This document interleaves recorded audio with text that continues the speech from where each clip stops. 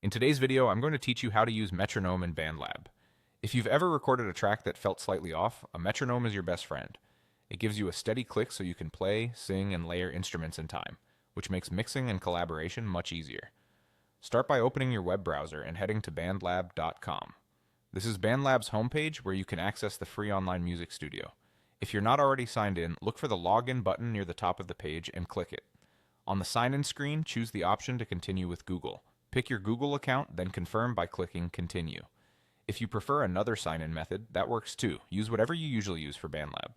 The process might ask for permission just once, and then you'll land in your BandLab feed. From here, look for the Create button at the top of the page. Click it, and then choose New Project.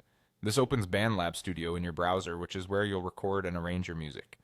Inside the studio, take a moment to look at the top toolbar. You'll see transport controls like play, stop, and record.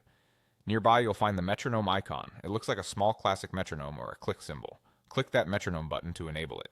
When it's lit or highlighted, it's active. Now, when you press play or record, you'll hear a steady click that follows your project's tempo and time signature.